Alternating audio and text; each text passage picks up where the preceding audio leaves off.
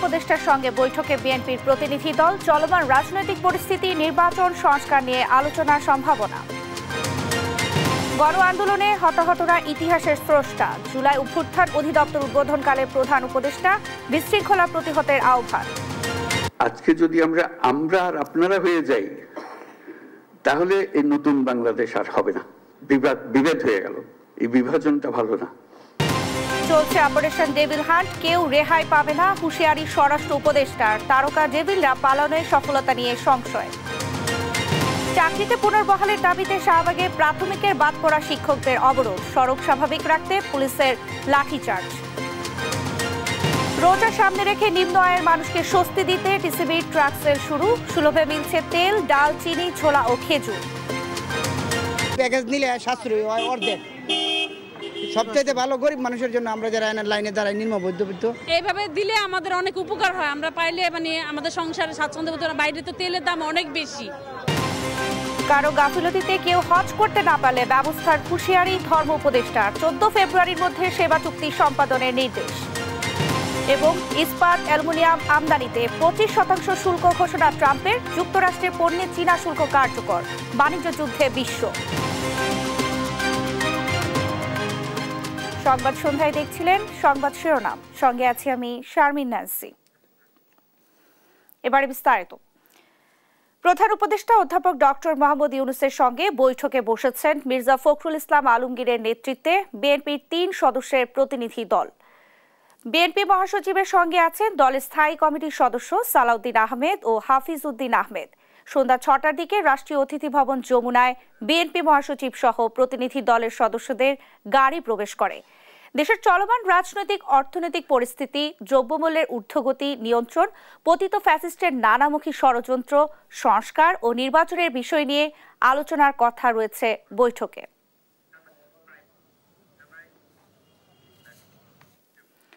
রাষ্ট্রীয় অতিথি ভবন যমুনায় আছেন আমাদের সহকর্মী সাইফুল রিপন। সরাসরি যুক্ত হব তার সঙ্গে।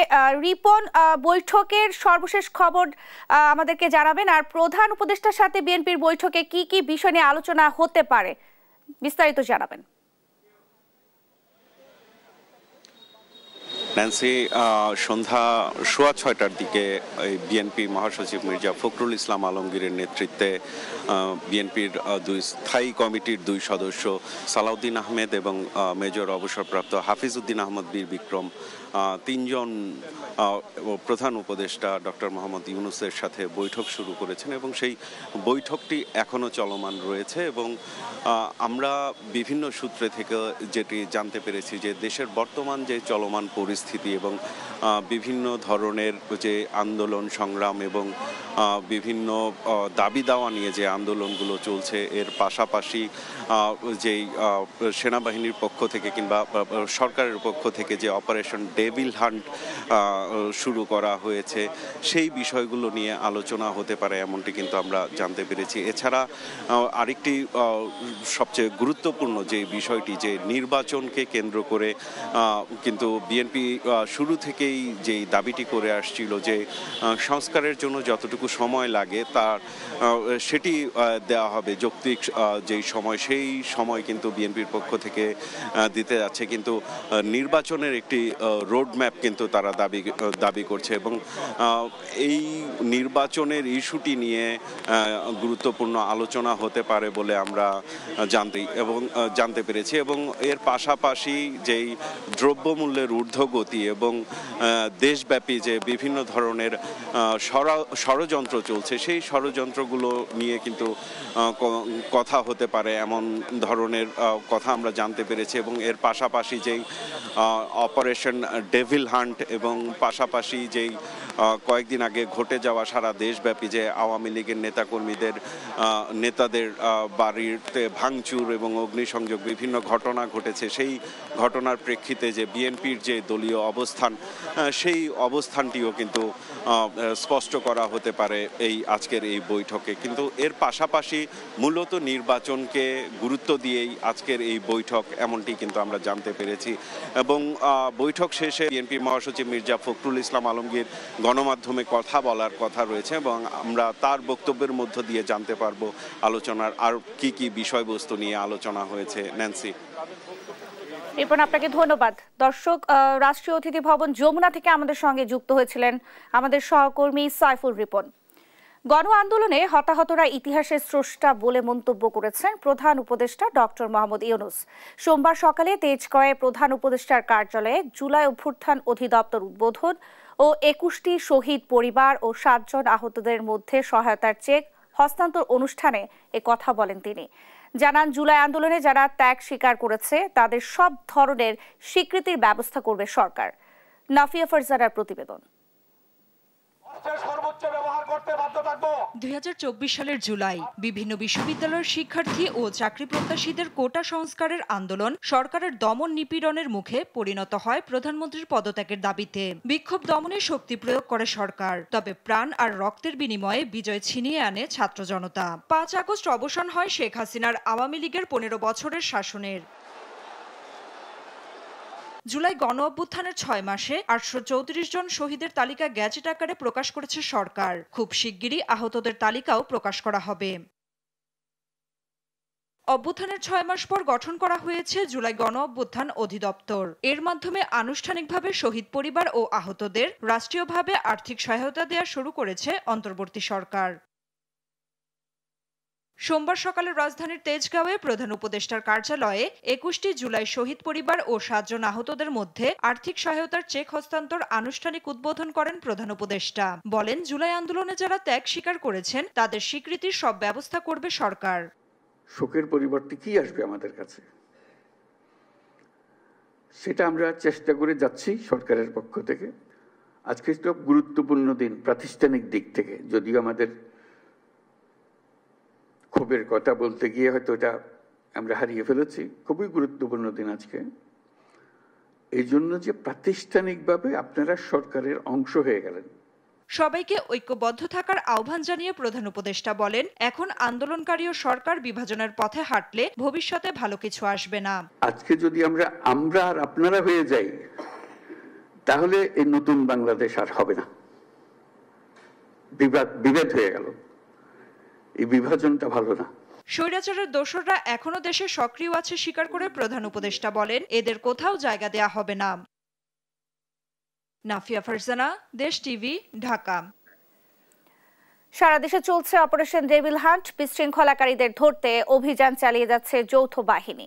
এরই অংশ হিসেবে গাজীপুর থেকে সিরাজগঞ্জের সাবেক এমপি চয়ন ইসলাম সহ ১০০ জনকে গ্রেফতার করা হয়েছে। এ নিয়ে সারা দেশে আটক হয়েছে ১৪০৮ জন। রোববার রাত আনুমানিক ১২টায় গাজীপুরের শ্রীপুর উপজেলার টেপির বাড়ি গ্রামের মাটির মসজিদ এলাকা থেকে আওয়ামী লীগের সাবেক এই সংসদ সদস্যকে গ্রেফতার করে পুলিশ। তিনি এই এলাকায় দীর্ঘদিন আত্মগোপনে ছিলেন। বৈষম্যবিরোধী ছাত্র আন্দোলনের নেতাদের মাধ্যমে খবর পেয়ে পুলিশ রাত 11:30টার দিকে তার ফ্ল্যাট ঘেরাও এবং পরবর্তীতে তাকে গ্রেফতার করে। এছাড়া গাজীপুর মহানগর যুব মহিলা লীগের সভাপতি আনোয়ারা সরকার আনুকে উত্তরা থেকে গ্রেফতার করেছে পুলিশ। চলমান অভিযানে রাঘব বোয়াল থেকে চুনোপুটি এমনকি আইনশৃঙ্খলা বাহিনীর কর্মকর্তারাও ছাড় পাচ্ছেন না বলে জানিয়েছেন স্বরাষ্ট্র উপদেষ্টা জাহাঙ্গীর আলম চৌধুরী। সোমবার সকালে রাজশাহীতে আইন শৃঙ্খলা বাহিনীর কর্মকর্তাদের সঙ্গে মতবিনিময় শেষে এ কথা বলেন তিনি। অভিযানে যেন নির্দোষ কেউ শাস্তি না পায় সেই ব্যবস্থা নেওয়া হয়েছে বলে জানান উপদেষ্টা। কাজী শাহেদের প্রতিবেদন। রাজশাহী বিভাগের বিভিন্ন দপ্তরের কর্মকর্তাদের সঙ্গে সার্বিক আইনশৃঙ্খলা পরিস্থিতি নিয়ে মতবিনিময় করেন স্বরাষ্ট্র উপদেষ্টা লেফটেন্যান্ট জেনারেল অবসরপ্রাপ্ত জাহাঙ্গীর আলম চৌধুরী। সোমবার জেলা প্রশাসকের কার্যালয়ে মতবিনিময় শেষে কথা বলেন সাংবাদিকদের সঙ্গে। জানান, অপারেশন ডেভিল হান্টের অভিযানে রাঘব বোয়াল থেকে চুনোপুটি কেউ ছাড় পাবে না, আইনশৃঙ্খলা বাহিনীর কর্মকর্তারাও ছাড় পাননি। ডেভিল হান্ট ডিক্লেয়ার করার পর ইভেন আমাদের আইন শৃঙ্খলা বাহিনীর কর্মকর্তাদেরও কিন্তু আমরা ছাড় দিই নাই। আপনারা দেখছেন প্রথম দিনই কিন্তু 4 জন না 5 জন তাদের কিন্তু আইনের আওতায় নেওয়া হয়েছে। এই ক্ষেত্রে বড় ছোট কোনো ভেদাভেদ নাই, যে আসবে এই জালে সে ধরা পড়বে। অভিযানে যেন নির্দোষ কেউ শাস্তি না পায় সেই ব্যবস্থাও নেওয়া হয়েছে বলে জানান উপদেষ্টা। এই অপারেশনটা চলবে অতদিন পর্যন্ত যতদিন পর্যন্ত ডেভিল এখান থেকে মুক্ত না হবে। এই জন্য যেন নির্দোষী যেন কোনো অবস্থায় শাস্তি না পায়, এই জন্য যত ধরনের ব্যবস্থা আমরা কিন্তু নিচ্ছি। এ সময় সীমান্তে ভারতীয় আগ্রাসনে চাঁপাইনবাবগঞ্জের মানুষের ভূমিকার প্রশংসা করেন তিনি। একই সঙ্গে আইন হাতে তুলে না নেওয়ারও আহ্বান জানান। আইন শৃঙ্খলা বাহিনীর সাথে কাজ করে কিন্তু তারা ওই পার্শ্ববর্তী দেশের একটা জবাব তারা দিয়েছে। চাঁপাইনবাবগঞ্জবাসীর বলবো যে আইন যেন কোনো সময় কেউ নিজের হাতে তুলে না নেয়। রমজানের নিত্য প্রয়োজনীয় জিনিসের দাম সহনীয় থাকবে বলেও জানান জাহাঙ্গীর আলম চৌধুরী। করার পরে ইভেন কাজী শাহেদ, দেশ টিভি, রাজশাহী। প্রাথমিকে বাদ পড়া শিক্ষকদের আন্দোলন দমাতে জলকামান ব্যবহার, লাঠিচার্জ ও টিয়ারশেল নিক্ষেপ করেছে পুলিশ। এ সময় কয়েকজনকে পুলিশি হেফাজতে নেওয়া হয়। পুলিশ জানায় জনদুর্ভোগ এড়াতে বল প্রয়োগে তারা বাধ্য হয়েছেন। আর আন্দোলনকারীরা বলছেন নিয়োগ পুনর্বহাল না করা পর্যন্ত সড়ক ছাড়বেন না তারা। আরও জানাচ্ছেন জান্নাতুল মোহনা। নিয়োগ বাতিল করে হাইকোর্টের দেয়া রায়ের প্রতিবাদে সকালে শাহবাগ মোড় অবরোধ করেন প্রাথমিকের বাদ পড়া সুপারিশপ্রাপ্ত শিক্ষকরা। একই সময়ে এনটিআরসি নিয়োগের বঞ্চিতরাও শাহবাগ অবরোধে অংশ নেন। আন্দোলনকারীদের দমাতে দফায় দফায় জলকামান ব্যবহার, লাঠিচার্জ ও টিয়ার গ্যাস নিক্ষেপ করে পুলিশ। এ সময় আহত হন কয়েকজন। জিজ্ঞাসাবাদের জন্য পুলিশি হেফাজতে ধরে নেওয়া হয় অনেককে। পুলিশি ধাওয়া খেয়ে দাবি দাওয়া নিয়ে সড়কে অনড় অবস্থানে থাকে আন্দোলনকারীরা। 6531 জনকে এই সরকার 31শে অক্টোবর সুপারিশপ্রাপ্ত করেছেন এবং আমাদের জয়েনিং ডেট ছিল 5ই ডিসেম্বর, কিন্তু 31 জন সুপারিশপ্রাপ্ত হননি। এমন কয়েকজনের রিটের কারণে একটা হাইকোর্ট খেলা শুরু হয়। পুলিশ জানায় আন্দোলনে আপত্তি না থাকলেও জনদুর্ভোগ এড়াতে বল প্রয়োগে বাধ্য হন তারা। না, মেয়েদের তো আসলে ওইভাবে বল প্রয়োগ করা যায় না। আমরা তো ইচ্ছা করলে সবকিছু পারি না। এখন আমাদের যে মেয়েগুলো আছে আমরা চেষ্টা করতেছি, কিছুক্ষণ ধৈর্য ধরার চেষ্টা করবো, দেখি ওরা যদি চলে যায় ভালো, রিকোয়েস্ট করি। না হলে এখন এই যে মেয়েগুলো অনেকক্ষণ থেকে না খেয়ে আছে, এখন এমনি আহত হয়ে যাবে। ওই জন্য আমরা চাচ্ছি না যে নতুন করে কোনো কিছু করতে। এদিকে বিকেল নাগাদ শাহবাগ চত্বর ছেড়ে যেতে না চাইলে আবারও আন্দোলনকারীদের উপর বল প্রয়োগ করে পুলিশ। ধাওয়া খেয়ে জাদুঘরের সামনে অবস্থান নেন তারা। হুঁশিয়ারি দেন দাবি আদায় না হওয়া পর্যন্ত সড়ক ছাড়বেন না। মাহির সাজিদ, দেশ টিভি, ঢাকা। এ বিষয়ে আরো জানাতে সরাসরি যুক্ত হচ্ছেন সহকর্মী জান্নাতুল মোহনা। মোহনা, দাবির বিষয়ে কি বলছেন আন্দোলনকারীরা বা শিক্ষকরা, বিস্তারিত জানাবেন।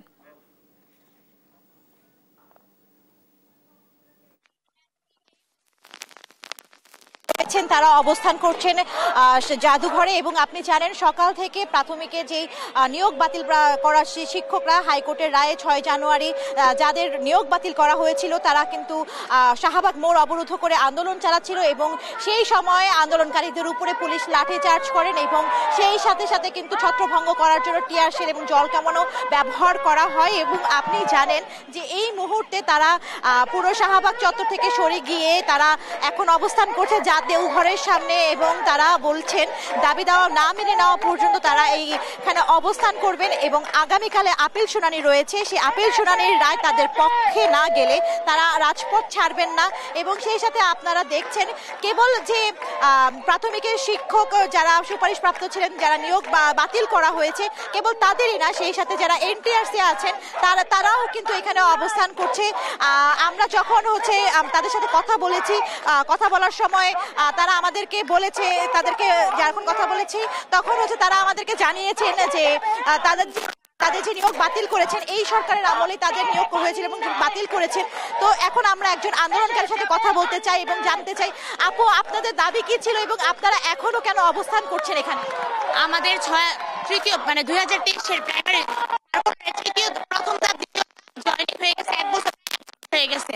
আমাদের তৃতীয় ধাপের রেজাল্ট হয়ে কিন্তু রেজাল্ট দেওয়ার পরে এই সরকারই আবার রেজাল্ট বাতিল করছে। শুধু রেজাল্টই চূড়ান্তভাবে করেনি, এই যে জয়েনিং লেটারও আমাদের হাতে হাতে পৌঁছে গিয়েছে।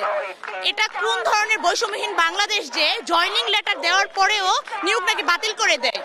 এর জন্য আমরা এখানে অবস্থান করতেছি। আমরা 6 দিন ধরে আমরণ, অনশন এবং অবস্থান করতেছি। এত আপুরা, মেয়েদের এখানে অধিকার ক্ষুণ্ণ করা হচ্ছে, সবাই রাস্তায় ঘুমাচ্ছে, কিন্তু এখন পর্যন্ত মন্ত্রণালয় থেকে সরকার থেকে কোনো ধরনের প্রতিনিধি টিম পাঠানো হলো না। ওরা আমাদের কোনো পাত্তাই দিচ্ছে না, এরকম একটা অবস্থা। আপনাদের উপরে পুলিশি লাঠিচার্জ হয়েছে, এই বিষয়ে কিছু জানাবেন?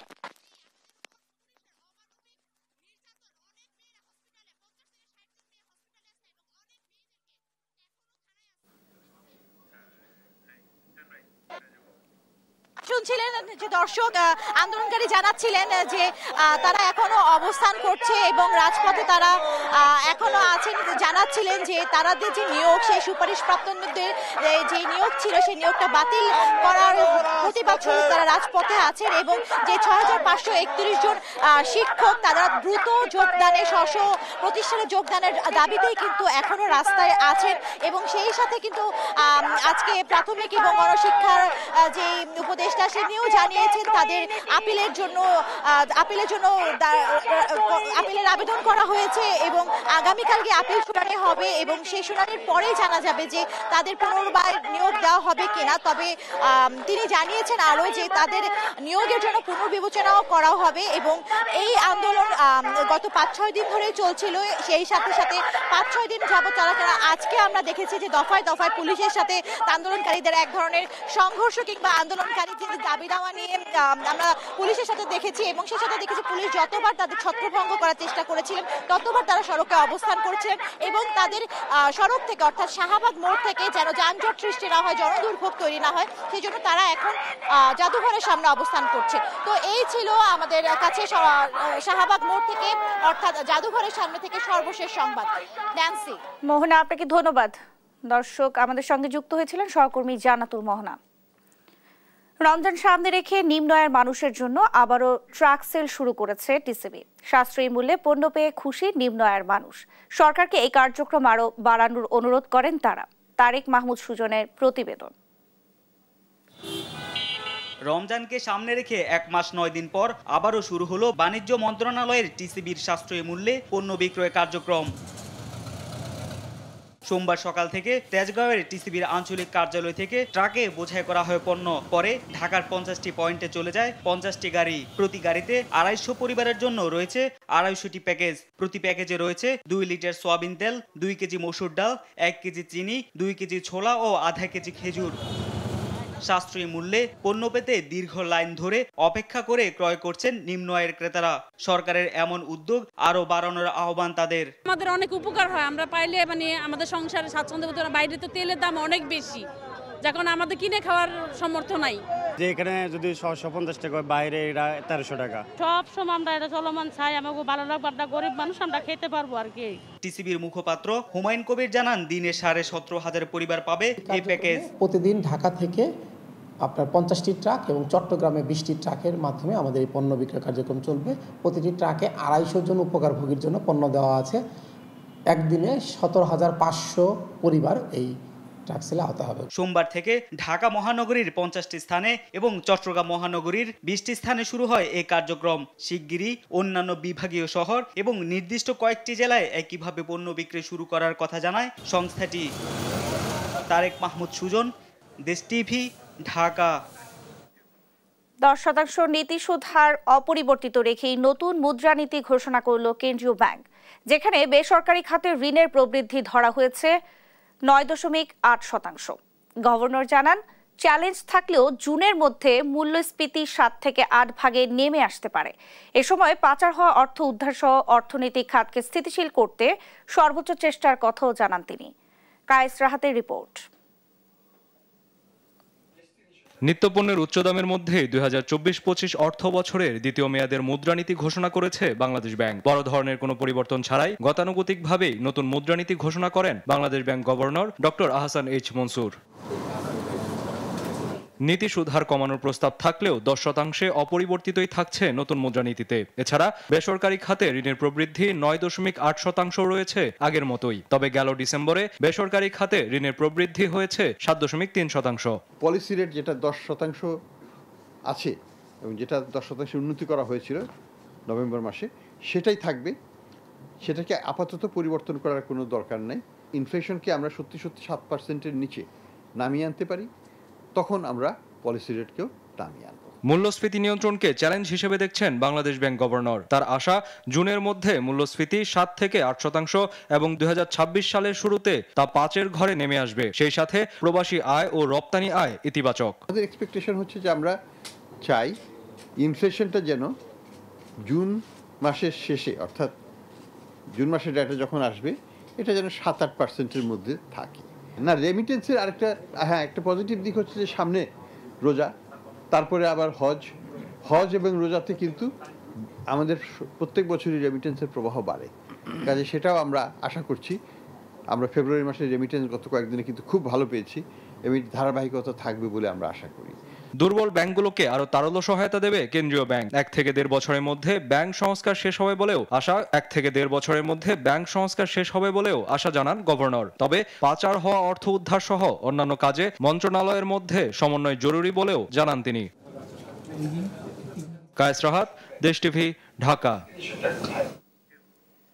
তারকা ডেভিলরা পালিয়ে যাওয়ায় চলমান অভিযানে ফায়দা হবে না। সোমবার রাজধানীতে এক আলোচনা সভায় এমন মন্তব্য করেন রাজনৈতিক দলের নেতারা।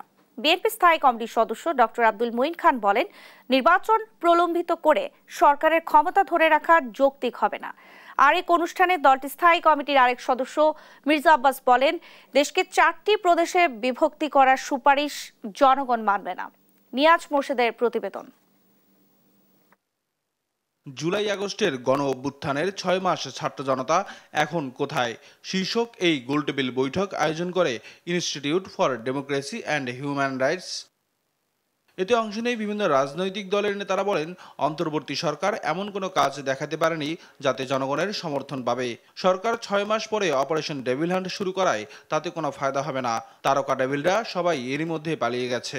ডেভিল হান্ট যারা যখন শুরু করেছেন, ডেভিলদের বড় বড় গডফাদার যারা, তারকা ডেভিলরা 6 মাস আগে পালিয়েছেন, কেউ 5 মাস, 4 মাস, 3 মাস। এখনও তারকা ডেভিলরা তারা পালিয়ে তারা আত্মরক্ষা করছেন বাইরে। দেশের ভেতরে যারা আছেন অধিকাংশ এই ডেভিলরা ধরাছোঁয়ার বাইরে তারা। এই সরকার যদি ব্যর্থ হয়ে যায় তাহলে আমরা কি আর কোনো পথ থাকবো না? নিশ্চয়ই আমরা সেই পথের সন্ধান করব, কিন্তু সরকারকে ব্যর্থ করার চাইতে সফল করার চেষ্টাটাই আমাদের দলের দিক থেকে আমরা মনে করি যে আমাদের এখনো চেষ্টা করা উচিত। বৈঠকে বিএনপির স্থায়ী কমিটির সদস্য ডক্টর আব্দুল মুইন খান বলেন, নির্বাচন প্রলম্বিত করে সরকার যদি নিজের অবস্থান দীর্ঘায়িত করে তা যৌক্তিক হবে না। এই দেশ যে রূপান্তরিত হবে স্বৈরাচার থেকে গণতন্ত্রে, এই রূপান্তর প্রক্রিয়াকে যদি বিলম্বিত করতে চায় সরকার, তাহলে কিন্তু বাংলাদেশের মানুষের চোখকে তারা কেউ ফাঁকি দিতে পারবে, তারা কিন্তু সেটা তুলে ফেলবে। এবং সেই আশঙ্কা হয়েছে বলেই কিন্তু আজকে এই বিভিন্ন প্রশ্নগুলো এসেছে। এদিকে মতিঝিলে ঢাকা মহানগর দক্ষিণ বিএনপির রাষ্ট্র কাঠামো মেরামতের 31 দফা শীর্ষক কর্মশালা হয়। কর্মশালায় উপস্থিত হয়ে বিএনপির স্থায়ী কমিটির সদস্য মির্জা আব্বাস কথা বলেন সংস্কার কমিশনের সুপারিশ নিয়ে। কমিশন দেশকে 4টি ভাগে বিভক্ত করার যে সুপারিশ করেছে তা দেশের মানুষ মেনে নেবে না বলে দাবি তার। এই বাংলাদেশকে 4টি কি বিভাগে নাকি প্রদেশ, 4টি প্রদেশে ভাগ করতে হবে। ভাইবে দেখছেন, যেই সংস্কারে বিভক্তির গন্ধ পাওয়া যায়, সেই বিভক্তির সংস্কার কোনোদিন এই দেশে মানুষ পছন্দ করবে না। বলেন, বিচার ও সংস্কারের পাশাপাশি নির্বাচনের প্রস্তুতিও চালাতে হবে। নিয়াজ মুর্শিদ, দেশ টিভি, ঢাকা। এজেন্সির গাফলতিতে কেউ পবিত্র হজ পালন করতে না পারলে ব্যবস্থা নেওয়ার হুঁশিয়ারি দিয়েছেন ধর্ম উপদেষ্টা ডক্টর আফম খালিদ হোসেন। সোমবার সচিবালয়ে 2025 সালের হজ ব্যবস্থাপনার অগ্রগতি নিয়ে সংবাদ সম্মেলনে এই হুঁশিয়ারি দেন তিনি। বলেন, সেবাদানকারী প্রতিষ্ঠানের সঙ্গে 14 ফেব্রুয়ারির মধ্যে চুক্তি সম্পাদন করতে নির্দেশ দিয়েছে সৌদি সরকার। মোহাম্মদ আলাউদ্দিনের রিপোর্ট। আসন্ন রমজানকে কেন্দ্র করে উমরা পালনের প্রস্তুতি নিয়ে থাকেন দেশের ধর্মপ্রাণ মুসলমানরা। এ সুযোগে কিছু অসাধু এয়ারলাইন্স সিন্ডিকেট করে টিকিটের দাম বাড়িয়ে দিয়েছে। দফায় দফায় টিকিটের দাম বাড়ায় 2 মাস ধরে উমরা যাত্রী ও বিদেশগামী কর্মীদের বাড়তি দামে টিকিট কিনতে হচ্ছে। ফলে চরম ভোগান্তি পোহাতে হচ্ছে যাত্রীদের। টিকিটের বাড়তি টাকা জোগাতে হিমশিম অবস্থা অনেকের। এ উদ্দেশ্যে সোমবার সচিবালয়ে 2025 সালের হজ ব্যবস্থাপনার অগ্রগতি নিয়ে সংবাদ সম্মেলন করেন ধর্ম উপদেষ্টা আফম খালিদ হোসেন। জানান, এজেন্সির অবহেলা বা গাফিলতির কারণে কোনো হজ যাত্রী পবিত্র হজ করতে না পারলে সেই দায় এজেন্সিগুলোকেই নিতে হবে। আমরা তাদের জন্য যে বাড়িগুলো ভাড়া নিয়েছি তার সর্বোচ্চ দূরত্ব হবে 1.6 কিলোমিটার। এই রূপ সিদ্ধান্ত নেওয়ার ফলে সরকারের মাধ্যমে হাজিদের কষ্ট লাঘব হবে। এজেন্সির অবহেলা বা গাফিলতির কারণে নিবন্ধিত হজ যাত্রী হজ করতে না পারলে সে দায় সংশ্লিষ্ট এজেন্সিকে নিতে হবে।